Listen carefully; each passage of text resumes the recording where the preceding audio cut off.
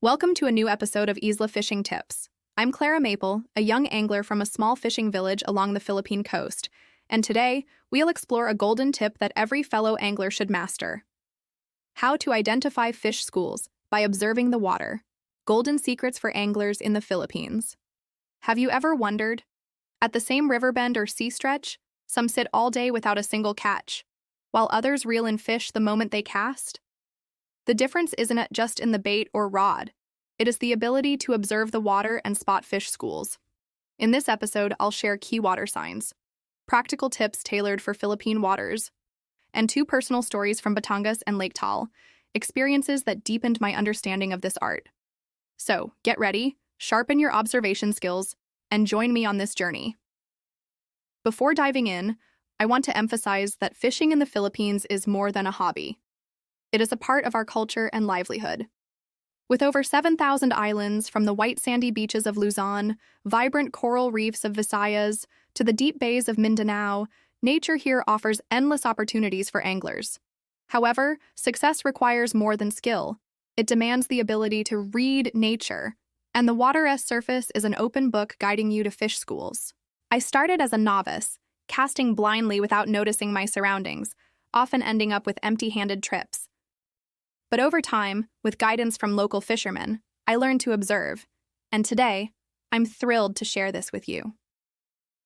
Have you ever wondered why some anglers outperform you despite using the same bait and rods? I've been there, and that's when I realized the importance of watching the water. To illustrate, let me recount an experience at the Batangas coast, where I first learned to read the water. That day, I joined a local fisherman early in the morning, with the sky still hazy and waves lapping gently against the shore. I picked a calm spot, thinking it was ideal to drop my rod with live shrimp bait. But the fisherman didn't sit still. His eyes scanned the sea, then he pointed to an area where small, spreading circles rippled continuously, as if something was stirring beneath. He said, "There, fish are surfacing to snap at fry. There's a school nearby."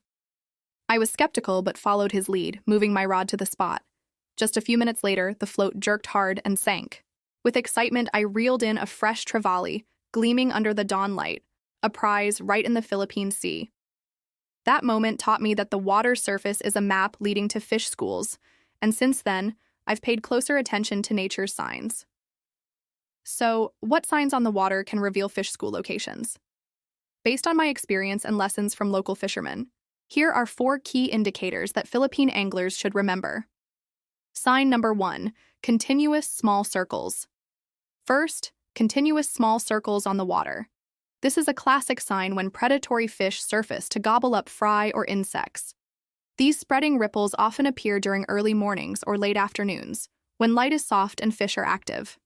In the Philippines, I've noticed this near coral reefs or river mouths. When you spot it, cast nearby with live bait like shrimp or small fish to mimic natural prey. I recall a time in Palawan when I saw these circles near shore and used worm bait. Within 5 minutes, a pink snapper bit. Sign number 2, bubbles or foam spreading. Next, bubbles or foam spreading on the surface. This indicates fish activity at the bottom, often species like grouper, snapper, or bottom dwellers foraging or digging. This sign is common in deeper waters, such as Mindanao's sheltered bays or Luzon's lakes. When you see bubbles, try jigging, dropping bait 10-15 meters deep, and jerking lightly to attract them.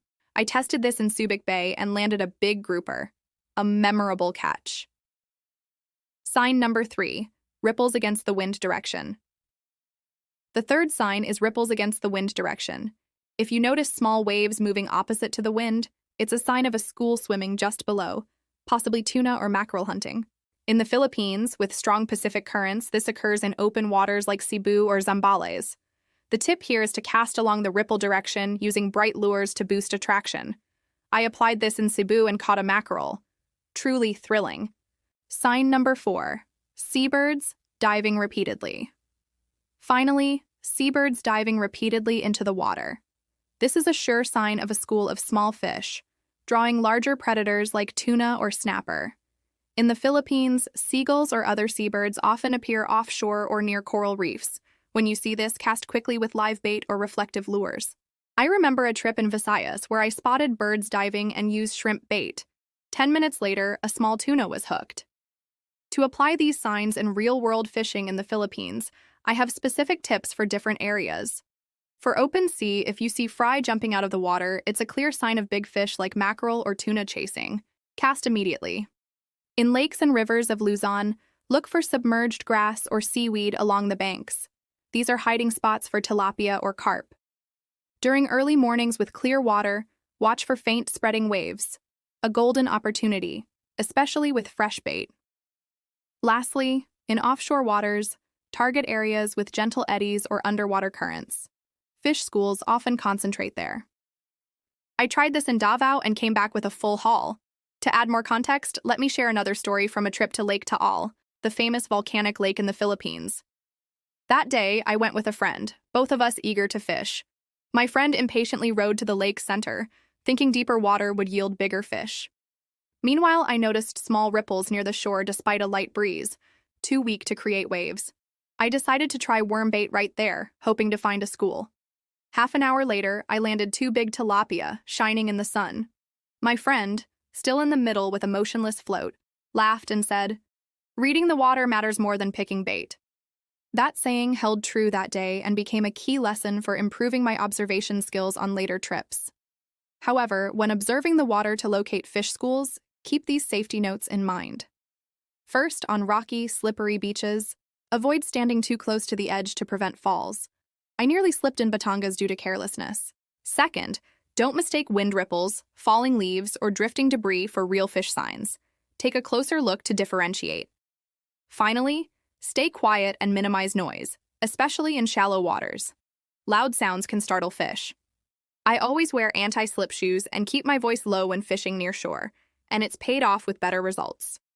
Fishing isn't a game of chance. It's an art of observing nature. Knowing how to read the water lets you easily spot fish schools, boosting your chances of a big catch without changing rods or bait. Signs like circles, ripples, bubbles, and diving birds are the secret language of Philippine waters, and mastering them gives you a huge advantage. In Luzon, I used circles to catch mullet. In Visayas, ripples led me to snapper. In Mindanao, diving birds helped me target tuna. Each sea, each lake tells its own story, and observation is the key to unlocking success. From early mornings in Batangas, where I learned to spot circles, to late afternoons at Taal with subtle ripples, every trip has taught me valuable lessons. I hope this episode helps you master identifying fish schools through water observation and apply it to your next fishing adventure. Bring patience, keen eyes, and respect for nature, because the Philippine Sea not only offers fish, but also inspiration. Remember to prepare well, from rods and bait to safety gear like life jackets and anti-slip shoes. From the white sandy beaches of Luzon, vibrant coral reefs of Visayas, to the deep bays of Mindanao, each spot awaits your exploration. Wishing you bountiful catches and beautiful memories. I'm Clara Maple, thank you, and see you in the next episodes of Isla Fishing Tips.